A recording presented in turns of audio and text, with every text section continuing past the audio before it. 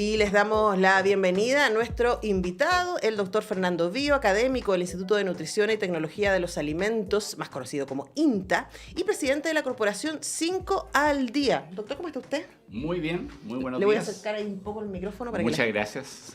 Bueno, muchas gracias a usted por venir y también por hacernos llegar este libro de su autoría que se llama Obesidad Infantil, una pandemia invisible, llamado Urgente a la Acción. Así es.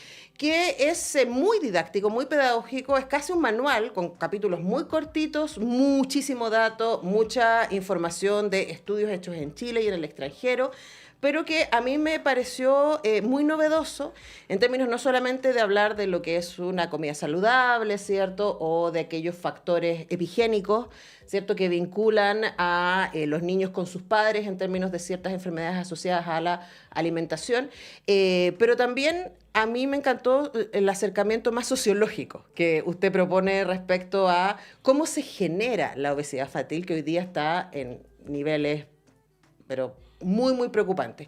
Entonces quería preguntarle por ese concepto de entender la obesidad infantil como un problema multifactorial.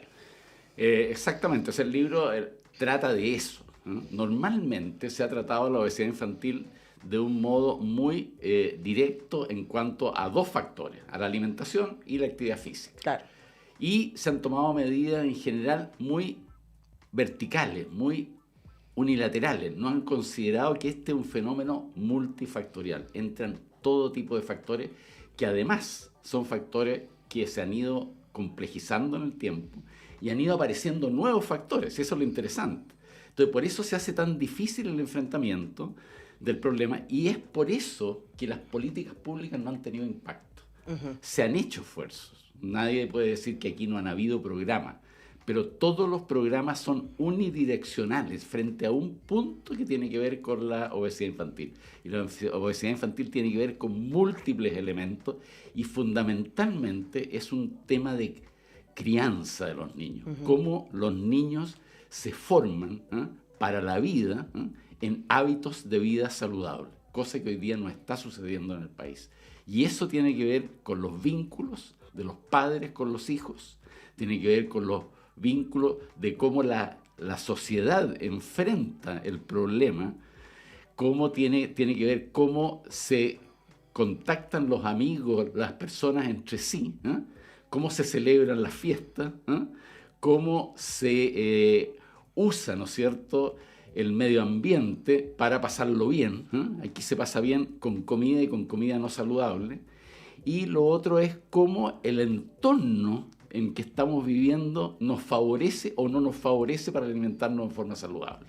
Se lo digo en términos muy simples. Cuando uno en la noche llega a algún lugar de Chile, cualquiera, y tiene que comer algo y no hay un restaurante, y va a un local de comida, no encuentra nada saludable.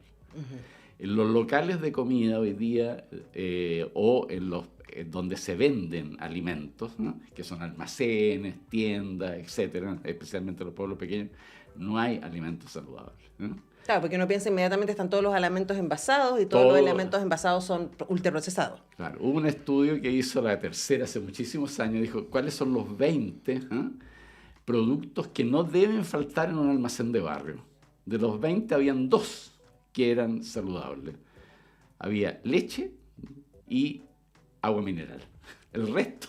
Y además uno se toma la leche con galletitas. A mí me pasó que fui al sur de Chile, en Coyhaique, y salí a los pueblos alrededor, y en los pueblos pequeños que están en la provincia de Aysén, ¿no es cierto?, en la noche no hay restaurantes, entonces uno duerme en una cabaña y tiene que ir a comprar. Y hay locales, 2, 3 locales, estoy hablando de Puerto Sánchez, de Puerto Tranquilo, Puerto Murta, no había nada saludable. Pero cuando uno dice nada, es nada. Ni siquiera galletas de soda, que tampoco son tan saludables. No había galletas de soda ni nada, todas las galletas eran dulces. Había sí, lo único que encontramos, un tarro de salsa de tomate, para echarle, digamos, a los...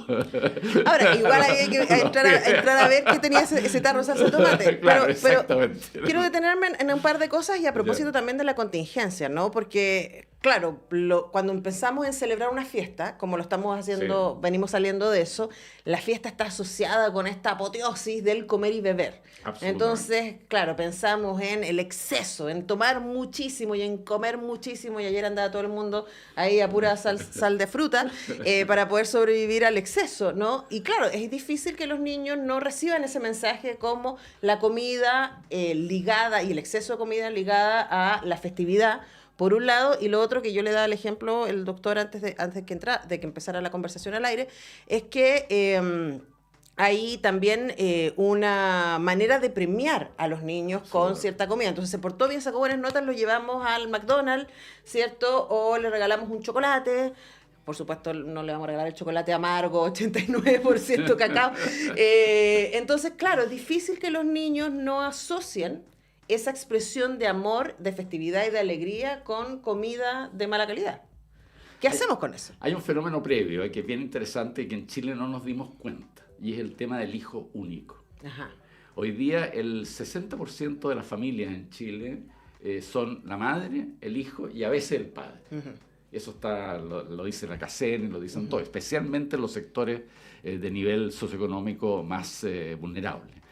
Entonces, ¿qué pasa con el hijo único? Al hijo único se le da todo lo que quiere. ¿Y qué es lo que pide el hijo único? El hijo único pide bebidas gaseosas, pide golosinas, que le den un pedazo de pan cuando tiene hambre, etcétera, etcétera.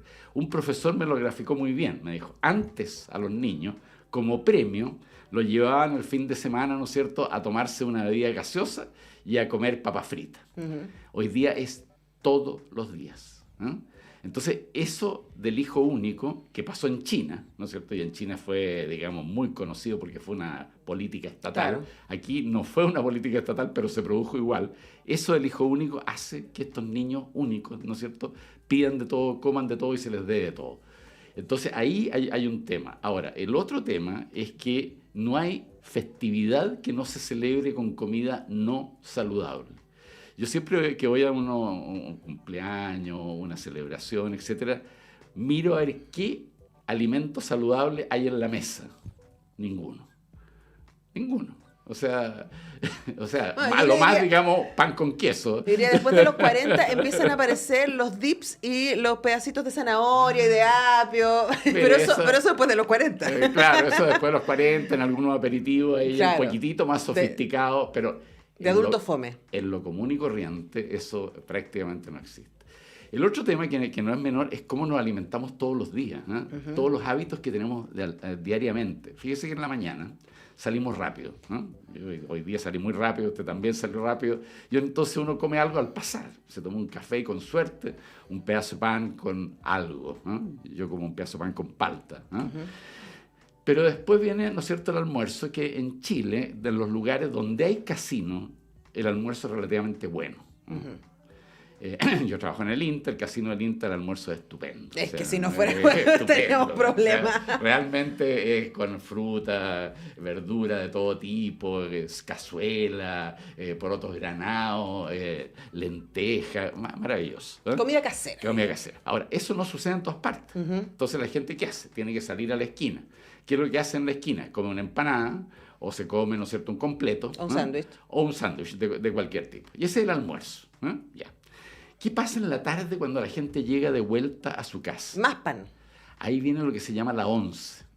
Chile es el único país del mundo, y esto nosotros lo hemos investigado, que cambió la cena de la noche, que existe en todas partes, ¿no es cierto?, por la once.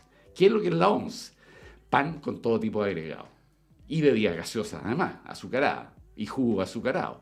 Entonces, se deja de comer alimentos saludables, que son la fruta y verdura. ¿En qué minuto come fruta y verdura? Claro, ¿dónde están esos 5 al día? Exactamente, ¿dónde están los 5? Debería estar al desayuno una fruta, cosa que es difícil que suceda. Al almuerzo debería haber una ensalada y una fruta de postre, ahí van 3. Y en la noche, en la cena, debería haber, ¿no es cierto?, una ensalada y una fruta de postre. Y eso no existe, porque el 90% de la población, y esto lo han dicho todas las encuestas, no come en la noche, sino que toma once. Claro. Y en la once es muy difícil que haya frutas y verduras. A veces hay un poco de tomate o a veces hay palta, Claro. pero no la cantidad que se necesita. Entonces, nosotros no comemos, por ejemplo, hojas verdes, ¿no? Las hojas verdes son fundamentales, ¿no? conversábamos a la entrada de que en Chile tuvimos que fortificar el pan con ácido fólico, porque el ácido fólico está en hojas verdes, la gente no come hojas verdes. Entonces, para prevenir los daños del tubo neural, la anencefala y la espina bífida, hubo que agregarle el año 1999 ácido fólico al pan. Y como todo el mundo come pan, bueno, se disminuyó el déficit. Pero no es lo lógico. No, y además que de nuevo, el pan tiene tantas complejidades, ¿cierto? Y hasta ahora estamos hablando, doctor, de lo que comemos normalmente los adultos y cuál es el mensaje para los niños. Conversamos con el doctor Fernando Bío, autor de Obesidad Infantil, una pandemia invisible, además de académico del INTA y presidente de la corporación 5 al Día. Y otro tema que usted entra acá tiene que ver también con las pantallas. Absolutamente. En las pantallas en dos sentidos. Usted habla acá en el libro, por un lado, la pantalla en términos del sedentarismo y la cantidad de tiempo que pasamos delante de las pantallas, los niños y los adultos, y por lo tanto que no nos estamos moviendo. Y por otro lado también un doble tipo de mensaje que aparece en las pantallas. Uno de los cuerpos, ¿cierto? Y los mandatos sobre el cuerpo, que hace que niños y niñas se sientan muy incómodos con su propio cuerpo porque no cumplen con esas expectativas que venden las redes sociales y los medios de comunicación. Y por otro lado también la información falsa que aparece respecto a la alimentación. Entonces, ¿cómo nos hacemos cargo de todos esos problemas asociados a las pantallas? Es bien complejo, porque las pantallas, especialmente los niños, se han transformado en una adicción. O sea, los niños ven una pantalla y la toman y no la sueltan. Entonces, quitarle una pantalla a un niño es una tragedia. Bueno, en esa adicción, ¿no?, está el sedentarismo, como dice usted, que los niños no quieren salir a jugar, prefieren ver las pantallas, pero está también los mensajes. Antiguamente la publicidad venía a través de la televisión. O sea, el gran problema era la televisión, ¿no es cierto?, y los mensajes que transmitía, y para eso se sacó una ley de publicidad, ¿no?, en Chile. Pero después viene la publicidad a través de las pantallas con todo tipo de mensajes erróneos sobre la alimentación y favorecen en general la alimentación no saludable. Nosotros, como 5 al Día, lo que hicimos fue tener una red social, ¿no es cierto?, de aproximadamente 200.000 personas. Facebook, Twitter, que después disminuyó mucho, ¿no es cierto?, e Instagram, que aumentó bastante, y mandando mensajes todos los días sobre alimentación saludable, que es una de las formas. Pero es difícil competir, ¿no? Es difícil competir con toda la otra información que llegue, pero se puede. Entonces, lo que habría que hacer a través de las pantallas es mandar mensajes regularmente sobre alimentación saludable, actividad física y cómo hacerlo bien, digamos, desde el punto de vista de la crianza de los niños. Ahora, quizás uno de los problemas que tenemos es que no nos tomamos suficientemente en serio, y ahí voy yendo ya como para cerrar, ¿no? Que usted entrega muchos datos en el libro respecto a las consecuencias de la obesidad infantil, y una de las cosas quizás más graves, a mí me parece, ¿no?, tiene que ver con el envejecimiento prematuro en todos los ámbitos del cuerpo, porque el cuerpo es una máquina que está muy bien pensada. Entonces necesita tener cierta cantidad de insumos, diríamos, para funcionar bien. Y cuando tiene unos insumos que no le ayudan a funcionar bien, el cuerpo empieza a resentirlo, ¿no? Y estamos en un problema con eso. Y hoy día hay niños de 10 años que están con enfermedades de personas de la tercera edad a propósito de su alimentación. Entonces, no es que yo quiera meterle susto a nuestros auditores y auditoras, pero ¿cómo hacemos para que la gente se tome más en serio el peligro? Muy buena su pregunta, porque el gran problema, y por eso el nombre dice ahí una pandemia invisible, es que el tema de la obesidad no es considerado un problema de salud, ¿no? La gente no tiene conciencia de lo importante que es mantener un estado normal de nutrición, digamos, y adecuado de nutrición. De la alimentación dependen la mayor parte de las enfermedades que hoy día nos afectan. Antes era el tabaco, ¿no? El tabaco era el primer factor de riesgo, hoy día es la alimentación. Y eso la gente no lo considera un problema. Y la obesidad infantil en los niños no es considerada un problema, no solo por la gente común y corriente, sino que tampoco por las autoridades y tampoco por los gobiernos, y por eso que no hay políticas públicas. Ahora, y eso tiene un problema, por supuesto, humano, cotidiano, pero también es un problema económico, porque si finalmente no estamos en un poco lo que pasaba con el tabaco, donde se hicieron tantas campañas, ¿no? Si no detenemos cosas que tienen que ver con los hábitos y con el acceso, porque también es cierto que cada vez, o sea, si una familia, y también entendemos eso, parte de la obesidad también está instalada segmentariamente en los grupos socioeconómicos con menos acceso, porque es más caro. O está la idea, quizás. Está la idea. Está la idea de que es más caro Sí. comer saludable y, claro, y que las masas, especialmente las harinas procesadas, llenan más, ¿no? Claro. Ahora, el kilo de pan hoy día vale el doble que un kilo de fruta. Claro, pero yo creo que alguien nos está escuchando en la radio y está diciendo, sí, pero doctor, pero yo no me lleno con un kilo de naranja, Bueno, sí me lleno con sí, un kilo pero de con pan. un kilo de plátano se llena. Ok, entonces tiene que ver con educación. Claro, hay todo un problema de educación detrás y que es fundamental hacerlo ahora, ¿eh? Porque ya tenemos el daño hecho, ¿eh? Y este daño tiene consecuencias futuras muy graves en que la gente va a ser más enferma, va a tener más enfermedades crónicas, se va a morir antes, vamos a tener menos expectativa de vida. Esta generación de niños con estos niveles de obesidad que hoy día tiene va a vivir menos que sus padres y que sus abuelos. Y esto ya ha pasado en países pequeños. Son países que están, por ejemplo, las islas del Pacífico Sur. Hay una gran cantidad de islas ahí. Y en esas islas viven 10.000, 20.000, 30.000 personas. ¿Qué le pasó a esas islas? Dejaron su comida ancestral, ¿eh?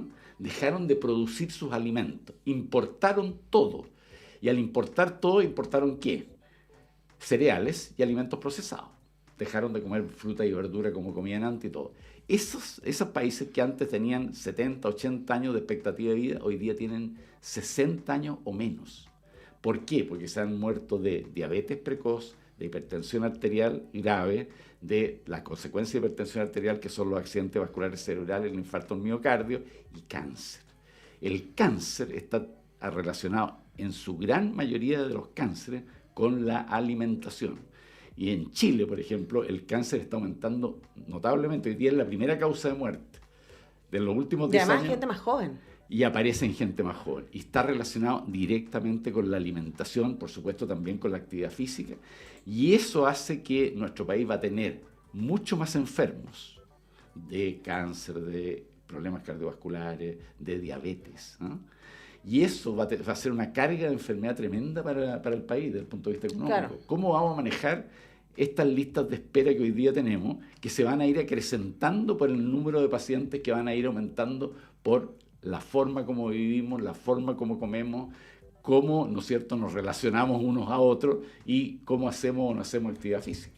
Bueno, hay mucho por hacer. Mucho. Y sobre todo educarnos. Así que la invitación inmediata es que sigan al INTA en redes sociales y se van a encontrar con un montón de información útil. ¿Y este libro se puede conseguir? Mire, este libro nosotros lo sacamos, se sacó sin costo, digamos, para la población. En el INTA lo tenemos. Está en la web del INTA. Se puede descargar también. Se puede descargar en PDF en www.inta.cl. Tan simple como eso. INTA.cl, consígase entonces. Claro. Ahí está el PDF completo. Y es un libro cortito, muy claro. En base a preguntas. Mucho dato, exactamente. Así que los dejamos con esa información y agradecemos al doctor Fernando Bío que nos haya acompañado esta mañana. No, yo le agradezco a la Radio Universidad de Chile que siempre está en estos temas. En la universidad, ¿cierto? En la universidad, exactamente. Tenemos que cumplir con nuestro rol también. Cumplimos nuestro rol desde la universidad y desde la Radio Universidad de Chile. Por supuesto, nosotros tenemos que ir a la pauta, ya regresamos. Gracias.